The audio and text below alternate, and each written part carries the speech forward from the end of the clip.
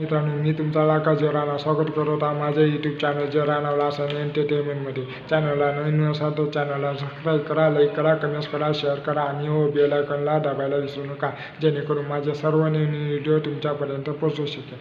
तर मित्रांनो, आज आहे महान समाजसुधारक, सत्यशोधक चळवळीचे जनक, श्री शिक्षणाचे पहिले उद्धारकर्ते महात्मा ज्योतिराव फुले यांची जयंती.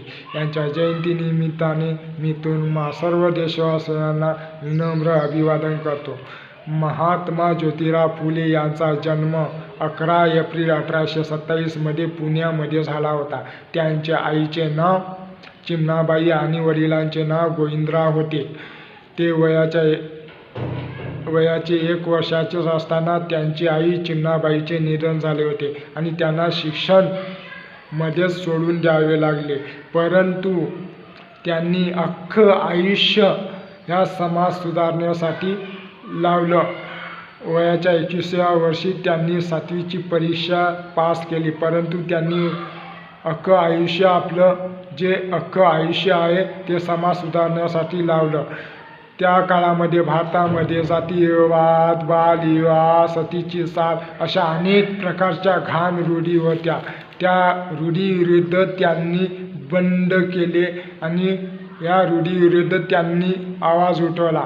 म्हणून स्त्रियांना शिक्षणाचा अधिकार मिळावा म्हणून त्यांनी पुण्यामध्ये 1848 मध्ये पहिली मुलींची शाळा काढली आणि या शाळेची मुख्याध्यापिका त्यांनी क्रांतिज्योती सावित्रीबाई फुले यांना केले. स्त्रियांना शिक्षणाचा अधिकार दिल्यामुळे त्यांना समाजामध्ये त्यांचा अनेक प्रकारचे लोक त्यांचा विरोध करू लागले. कोणी त्यांना शेण मारू लागले, कोणी दगड मारू लागले. तर अशा प्रकारचा विरोध त्यांना करू लागले. परंतु तरीही सुद्धा त्यांनी हार मानली नाही आणि स्त्रियांना शिक्षण मिळवून देण्यासाठी ती शाळा त्यांनी तशी सुरू ठेवली.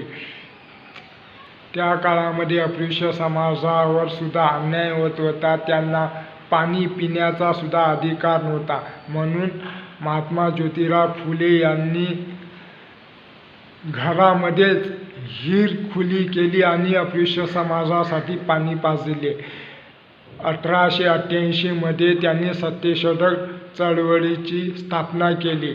अस्पृश्य समाजाला न्याय मिळावा म्हणून सत्यशोधक चळवळीची स्थापना केली आणि म्हणून त्यांना सत्यशोधक चळवळीचे जनक सुद्धा म्हणतात. अस्पृश्यांना पाणी पिण्याचा अधिकार नव्हता, परंतु महात्मा ज्योतिराव फुले यांनी घरीच हिर खुली करून दिली की या बाबांनो तुम्ही पाणी पिया.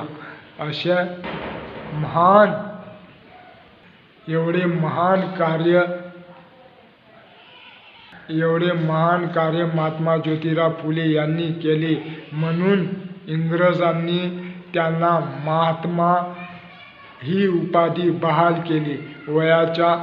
जेव्हा ते वयाचे 63 वर्षे त्यांना पूर्ण झाली तेव्हा त्यांचे 1890 मध्ये वयाचे 63 वर्षाचे असताना त्यांचे निधन झाले. आज 135वी जयंती या देशामध्ये साजरी करत आहे. आज 135वी जयंती लोक त्यांची साजरी करत आहे.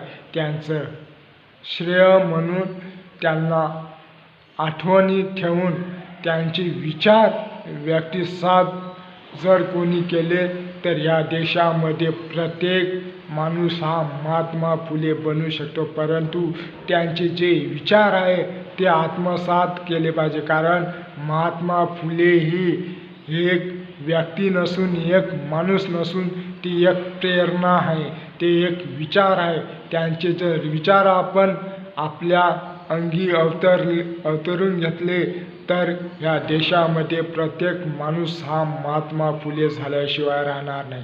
तर मित्रांनो, अशी आहे महात्मा ज्योतिराव फुले यांची कथा, यांची कहाणी. तुम्हाला कशी वाटली या कमेंट बॉक्समध्ये सांगा. भेटूया नेक्स्ट व्हिडिओमध्ये. तोपर्यंत बाय.